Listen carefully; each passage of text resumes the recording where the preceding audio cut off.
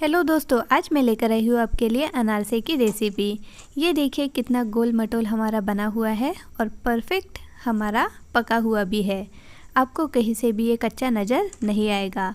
ये थोड़ा सा क्रिस्पी होता है, थोड़ा सा सॉफ्ट भी होता है और खाने में सुपर टेस्टी होता है।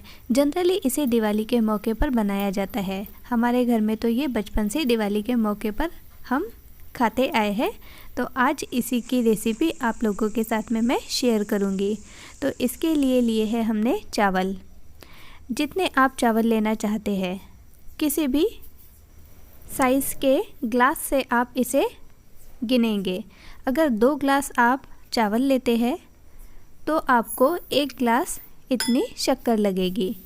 चाहे चावल लीजिए चाहे कनकी लीजिए, लेकिन जो भी चीज़ें आप लेना चाहते हैं वो पुरानी होनी चाहिए। तो हमने ये कनकी ली है, जो एकदम बारीक कनकी नहीं है, टुकड़ा कनकी है। तो क्योंकि ये पुरानी है इसीलिए हम इसे लेते हैं। तो हमने 2 ग्लास भरकर ये कनकी ली है, टुकड़ा कनकी। अब इसमें हम पानी डालेंगे और जैसे चावल धोते हैं उसी तरीके से हम इसे धो लेंगे। 3 बार आप पानी डालिए इसमें और दोनों हाथों से मसल कर इसे धोइए जब तक ये पानी आपको पूरा ट्रांसपेरेंट नज़र नहीं आता तब तक। तो ये देखिए कितना इसका पानी डार्क है, तो हम इसे चेंज कर लेते हैं। इसके बाद में एक बार और पानी डालते हैं और दोनों हाथों से मसल कर इसे धोते हैं। ये देखिए इस तरह से। अब मैं एक ही हाथ का इस्तेमाल कर रही हूँ, लेकिन यहाँ पर मैंने दोनों हाथों का इस्तेमाल करके इसे धो लिया है। अब भी ये पानी ट्रांसपेरेंट नहीं है, इसीलिए हम एक बार फिर से इसे धो लेते हैं। तो हम डालते हैं इसमें और थोड़ा सा पानी। अब ये ट्रांसपेरेंट नज़र आने लगा है, इसीलिए हम इसमें पानी की क्वांटिटी और ज़्यादा कर लेते हैं और इसे रखते हैं 2 घंटे के लिए इसी तरीके से भिगाकर। तो पानी डालकर रख दीजिए इसे 2 घंटे के लिए। 2 घंटे हो चुके हैं। अब हम इसे निकाल कर देखते हैं। तो ये देखिए थोड़े से फूले हुए नज़र आने लगे हैं, लेकिन ये जो कनकी हमारी है ये पूरी तरीके से भीगी हुई नहीं है। तो अनारसे बनाने के लिए हमें बहुत ज़्यादा इसे भिगाना नहीं पड़ता है। रात भर आपको इसे सोख करके नहीं रखना है, सिर्फ 2 घंटे काफ़ी है। इस तरह की एक छन्नी लीजिए और इसमें ये पूरा पानी निकाल लीजिए और इन चावल को इस छन्नी पर आप इस तरह से रख दीजिए। जब तक इसका पानी पूरा नीचे निकल नहीं जाता तब तक आपको इसे छन्नी के ऊपर रखना है। 5 से 6 मिनट में ये पानी निकल जाएगा। इसके बाद में आपको इसे एक कॉटन के सूखे कपड़े पर ट्रांसफ़र करना है। तो ये हम पूरे चावल निकाल लेते हैं। छन्नी में पानी जमा हो चुका है, ये देखिए। इन चावल को ऐसी जगह रखिए जहाँ पर थोड़ी सी हवा लगती हो, लेकिन आपको इसे धूप में नहीं सुखाना है।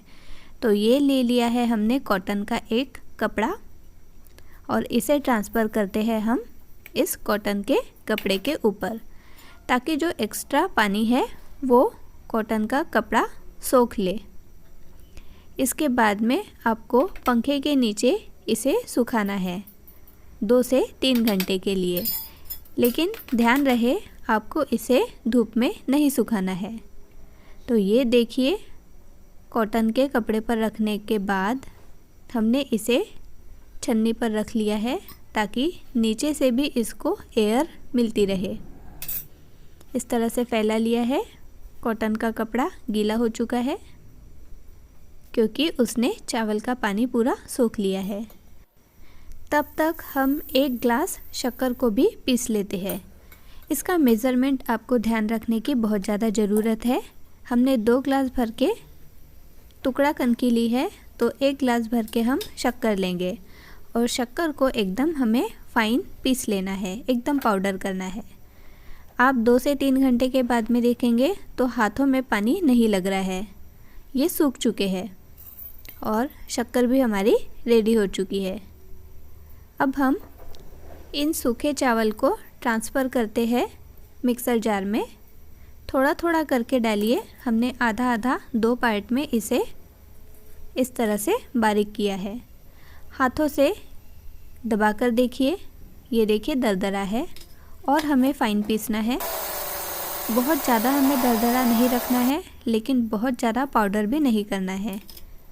ये देखिए, फिर से हाथों को देखते हैं तो ये आधा पाउडर हो चुका है, लेकिन दानेदार है।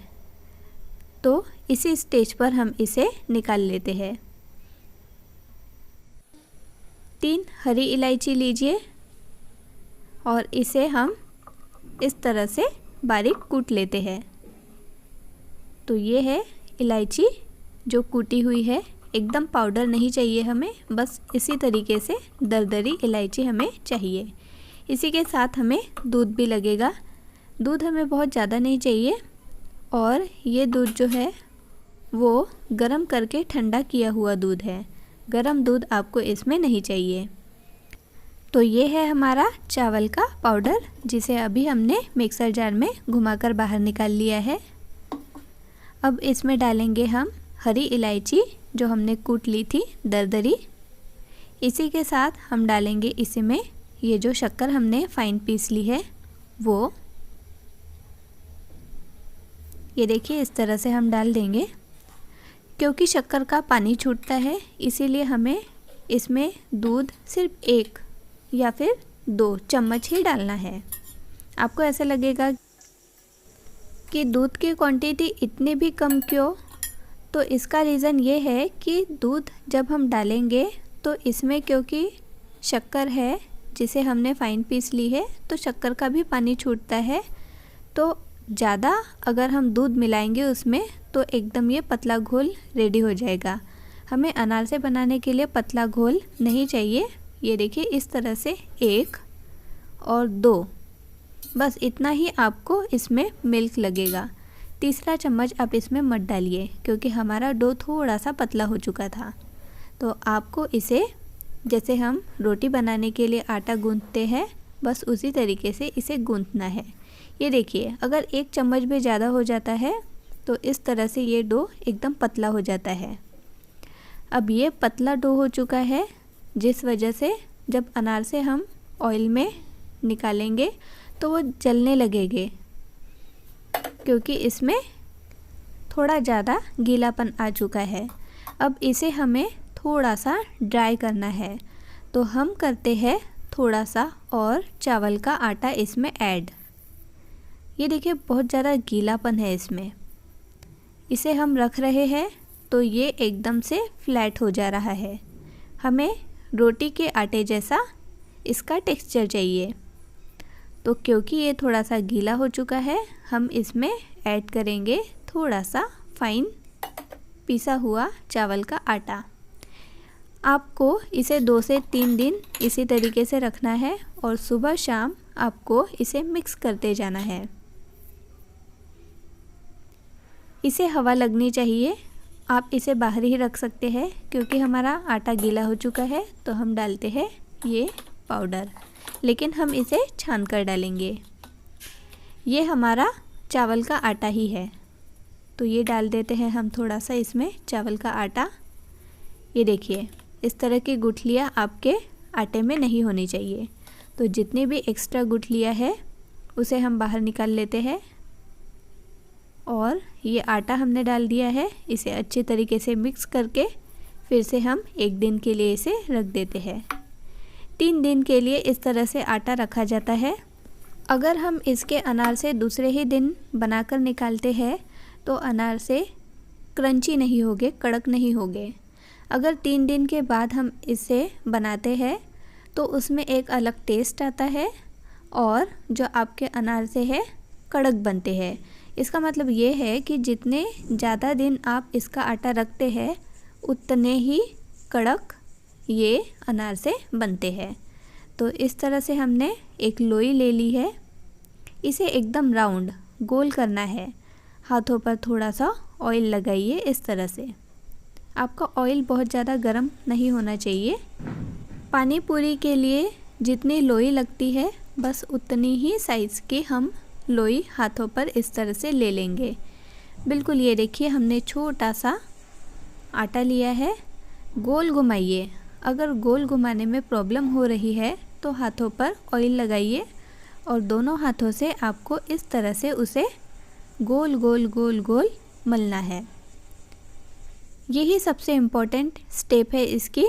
अगर आपने इसे बहुत ज़्यादा गोल नहीं किया तो ये ऑयल में जाकर फट जाएगा। इसीलिए आपको अच्छे तरीके से इसे गोल गोल इस तरह की लोई से इस तरह की छोटी छोटी पूरियाँ बनानी है। बेलन की सहायता से ये पूरियाँ नहीं बनाई जाती है, हाथों की सहायता से आपको इसे बनाना है।